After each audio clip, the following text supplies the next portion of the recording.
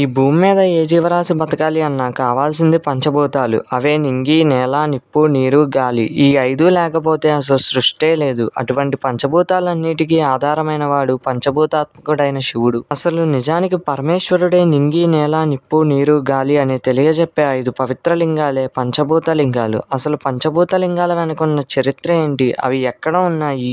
ఒక్కో లింగం గురించి తెలిస్తే ఆశ్చర్యపోవాల్సిందే ఎవరైనా. ఇక మా డోర్ టు డివోషన్ ఛానల్ని సపోర్ట్ చేయాలనుకుంటే సబ్స్క్రైబ్ చేయండి. ఇక ఈ వీడియోని మరింత మందికి రీచ్ అయ్యే విధంగా మీ సపోర్ట్గా లైక్ చేయండి. మన భారత భూమిలో అనేక శివాలయాలు ఉన్నాయి. అవే 12 జ్యోతిర్లింగాలు, అలాగే మరెన్నో శివధామాలు ఉన్నా నిజానికి ఈ పంచభూత లింగాలు మాత్రం ఇప్పటికీ వాటి శక్తిని ప్రదర్శిస్తున్నాయి. అయితే 5 పంచభూత లింగాల గురించి ఇప్పుడు తెలుసుకుందాం. పంచభూత లింగాల్లో మొదటి దివ్యక్షేత్రం పృథ్వీలింగం. ఈ లింగం భూమికి సంకేతంగా ఉంటుంది. ఎలాగంటే మట్టిలో జన్మించే ప్రతి వస్తువు తిరిగి మట్టిలోనే కలిసిపోతున్నట్టుగా మహాశివుడి నుండి జన్మించే సమస్త లోకాలు మళ్ళీ తిరిగి ఆయనలోనే లయమైపోతాయి. అందుకు నిదర్శనంగా పరమేశ్వరుడు కంచిలో పృథ్వీలింగంగా స్వయంభూ రూపంలో వెలిశాడు. అసలు నిజానికి తమిళనాడులోని కంచి అష్టాదశ శక్తిపీఠాల్లో ఒకటిగా, అలాగే పృథ్వీలింగ క్షేత్రంగా ప్రసిద్ధి చెందింది.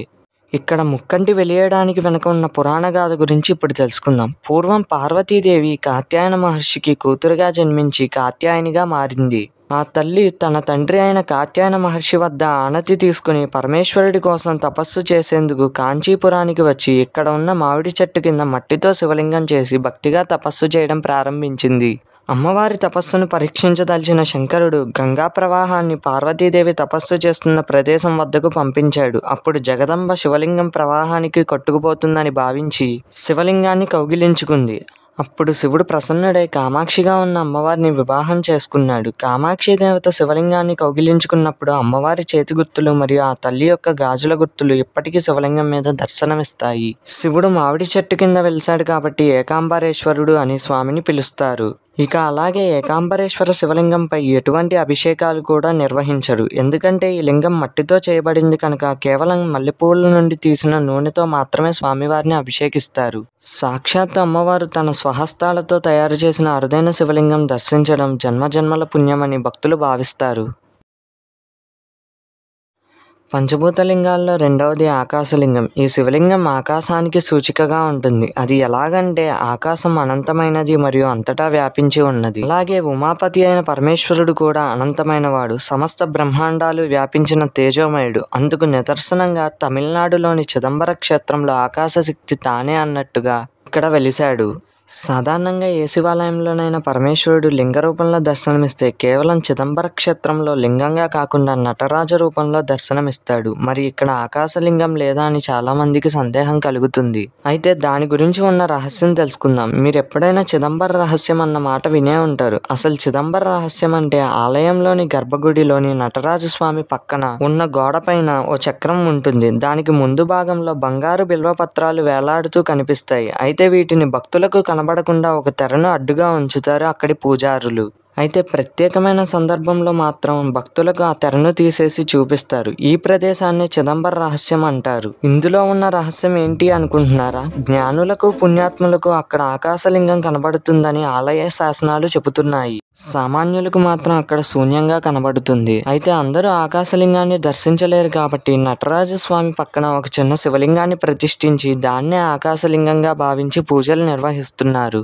ఇక చిదంబర ఆలయం మనిషి శరీరంలోని నవరంధ్రాలకు ప్రతీకగా ఆలయానికి 9 ప్రవేశ ద్వారాలు ఉన్నాయి. చిదంబర ఆలయానికి వెళ్లి దర్శనం చేసుకున్న ప్రతి ఒక్క భక్తుడికి ఇలాంటి విచిత్ర అనుభూతి ఖచ్చితంగా కలుగుతుంది. అది ఏంటంటే ఈ గుడిలోని నటరాజస్వామిని దర్శనం చేసుకుని బయటకు వచ్చి వెనక్కి తిరిగి చూస్తే ఈ దేవాలయానికి సంబంధించిన గోపురం మన వీపు వెనుక వస్తున్న విచిత్ర అనుభూతి కలుగుతుంది. ఇక చిదంబరంలోని శివుడు ఆనందనాట్యం చేస్తున్న భంగిమలో శివకామ సుందరి సమేత నటరాజుగా దర్శనమిస్తున్నాడు. పంచభూతలింగాల్లో మూడవది అగ్నిలింగం. ఈ శివలింగం అగ్నితత్వానికి ప్రతీకగా ఉంటుంది. అది ఎలాగంటే అగ్ని పవిత్రతకు మరియు శక్తికి మూలం. 64,000 కోట్ల జీవరాశుల యందు అగ్ని ఆకలి రూపంలో ఉన్నట్టుగా మహాదేవుడు కూడా ఈ జీవరాశి అంతటా పరమాత్మ స్వరూపంలో ఉన్నాడని నిరూపించే పుణ్యక్షేత్రం తమిళనాడులో వెలిసిన అరుణాచలం. దీన్నే తిరువన్నామలై అని కూడా పిలుస్తారు. సదాశివుడు సదా కొలువై ఉండే దివ్యక్షేత్రం ఏదైనా ఉందంటే అది ఒక్క అరుణాచల క్షేత్రం అనే చెప్పాలి. ఇక్కడ బోలాశంకరుడు కేవలం లింగ రూపంలో మాత్రమే కాకుండా 14 కిలోమీటర్లు విస్తరించిన అరుణగిరి రూపంలో పూజలు అందుకుంటున్నాడు. ఈ అరుణాచలం కొండ చుట్టూ ప్రదక్షిణ చేయడం అంటే సాక్షాత్తు కైలాసంలో పరమేశ్వరుడి చుట్టూ ప్రదక్షిణ చేసినట్టేనని పురాణాలు చెబుతున్నాయి. ఇక ఆలయ చరిత్ర ప్రకారం ఒకసారి మహాదేవుడు బ్రహ్మ విష్ణువును పరీక్షించదలచి ఒక పెద్ద అగ్నిస్తంభంగా రూపొంది తన ఆది అంతు కనుక్కోమని వారికి చెప్పిన కథ మనకు తెలుసు కదా. అది ఇక్కడే జరిగిందంటారు.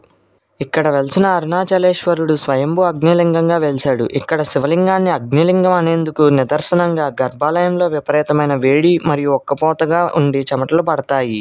అరుణాచల ఆలయం మొత్తం 24 ఎకరాల స్థలంలో విస్తరించి ఉంది. 4 వైపులా 4 ఉన్నత గోపురాలతో నిర్మించబడి ఉంది. ఇక అరుణాచల క్షేత్రంలో ప్రతి ఏటా కార్తీక మాసంలో కృత్తికా దీపోత్సవం నిర్వహిస్తారు. ఈ కృత్తికా దీపం కోసం 10 అడుగుల ఎత్తు 5 అడుగుల చుట్టుకొలత గల పెద్ద లోహపు పాత్రలో 1000 కిలోల స్వచ్ఛమైన ఆవు నెయ్యిని నింపి 350 మీటర్ల పొడవైన ప్రత్యేక వస్త్రంతో తయారు చేయబడిన వత్తిని వేసి వెలిగిస్తారు.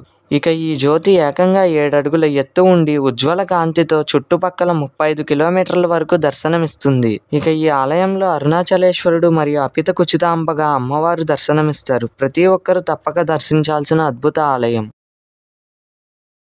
ఇక పంచభూత లింగాల్లో 4వది జలలింగం. జలలింగం జలానికి ఆధారంగా కనబడుతుంది. నిజానికి మనిషి శరీరంలో 80% నీరు ఉంటుందని శాస్త్రవేత్తలు అంటారు. అటువంటి నీరు మనుషుల దాహాన్ని తీర్చడమే కాకుండా జీవాన్ని కూడా ప్రసాదిస్తుంది. జలానికి అధిదేవత అయిన గంగాదేవి సైతం జగదీశుడైన శంకరుడి ఆధీనంలోనే ఉంటుంది. గంగమ్మను తలపై ధరించిన సాంబ సదాశివుడు జలలింగంగా కొలువైన క్షేత్రం తమిళనాడులోని శ్రీరంగం దేవాలయానికి దగ్గరగా ఉన్న జంబుకేశ్వర ఆలయం.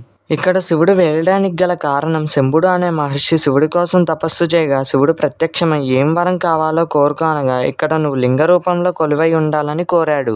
శివుడు తదాస్తు అని అక్కడ వెలియగానే శంభ మహర్షి నేరేడు చెట్టుగా మారాడు. నేరేడు చెట్టు అంటే జంబూ చెట్టు అని అర్థం. జంబూ చెట్టు కింద వెలిశాడు కాబట్టి శివుణ్ణి జంబుకేశ్వరుడు అని పిలుస్తారు. ఇక జంబుకేశ్వర ఆలయంలో పార్వతీదేవికి శివుడు జ్ఞానాన్ని ప్రసాదించాడు. అందుకు ప్రతీకగా ఇక్కడ శివ కళ్యాణం జరగదు. అమ్మవారు అయ్యవారు ఇక్కడ గురు శిష్యుల రూపంలో దర్శనమిస్తారు. ఇక్కడ మరో విశేషం ఏంటంటే జంబుకేశ్వరుని పూజించే పూజారులు స్త్రీల వస్త్రాలు ధరించి జంబుకేశ్వరుణ్ణి పూజిస్తారు. ఇది ఇక్కడ వందల ఏళ్లుగా కొనసాగుతున్న ఆచారం అని చెప్పాలి. ఇది జలలింగం అని నిరూపించేందుకు స్వామివారి మీద పొడిబట్ట వేస్తే కొంత సమయానికి తడిసిపోతుంది. ఇలా శివలింగం నుండి నిత్యం జలం బయటికి ఊరుతుంది. జంబుకేశ్వరుడి ఆలయానికి ఎదురుగా అమ్మవారు అఖిలాండేశ్వరిగా కొలువై ఉన్నారు. ఈ జలలింగ దర్శనం భక్తులకు మోక్షాన్ని ప్రసాదిస్తుందని నమ్మకం. ఇక పంచభూత లింగాల్లో ఆఖరిది మరియు 5వది అయిన వాయులింగం. మనిషి తిండి లేకుండా కొంత సమయం బతుకుతాడేమో కానీ గాలి పీల్చకపోతే కొన్ని క్షణాలలోనే మరణిస్తాడు. మనిషి పీల్చే ఊపిరి అంటే ఉశ్వాస నిశ్వాసలు కూడా పరమశివుడి ఆధీనంలో ఉంటాయని తెలియజెప్పే అద్భుత ఆలయం శివుడు వాయులింగంగా కొలువైన అపర కైలాసం శ్రీకాళహస్తి క్షేత్రం. మిగతా 4 పంచభూత లింగాలు తమిళనాడులో ఉంటే కేవలం ఒక్క పంచభూతలింగం మాత్రం మన ఆంధ్రప్రదేశ్లోని తిరుపతి నగరానికి దగ్గరలో ఉంది. ఇక్కడ వెలిసిన పరమేశ్వరుడు మూగజీవాలైన సాలిపురుగు, పాము, ఏనుగు భక్తికి మెచ్చి ఆ జీవులకు మోక్షమిచ్చి వాటి పేరు మీదుగా శ్రీ అంటే సాలెపురుగు, కాల అంటే పాము, హస్తి అంటే ఏనుగు వీటి పేర్ల మీదుగా శ్రీకాళహస్తీశ్వరుడిగా పూజలు అందుకుంటున్నాడు. బోయవాడైన భక్త కన్నప్పను సైతం అనుగ్రహించిన వాయులింగంగా ప్రసిద్ధి చెందింది. ఇక్కడ వెలిసిన పరమేశ్వరుడు వాయులింగం అని చెప్పడానికి స్వామివారి గర్భాలయంలో ఉండే ఒక జ్యోతి ఎప్పుడూ గాలికి రెపరెపలాడుతూ ఉంటుంది. మిగతా అన్ని జ్యోతులు కదలకుండా నిశ్చలంగా ఉంటే ఈ జ్యోతి స్వామివారి లింగానికి దగ్గరగా ఉంటుంది. ఈ ఒక్క జ్యోతి ఎందుకు రెపరెపలాడుతూ ఉంటుందంటే ఇక్కడ వెలిసిన శివలింగం ప్రాణంతో ఉందని చెబుతారు. ఇలాంటి ప్రాణంతో ఉన్న శివలింగం ఇదొక్కటే ఉంది. ఇక వాయులింగంగా కొలువైన స్వామివారు ఉశ్వాస నిశ్వాసల గాలి కారణంగా దీపం ఎల్లప్పుడూ రెపరెపలాడుతుంది. ఏ ఆలయమైనా సరే గ్రహణ సమయంలో మూసి ఉంచితే ఒక్క శ్రీకాళహస్తి క్షేత్రం మాత్రం తెరిచి ఉంటుంది.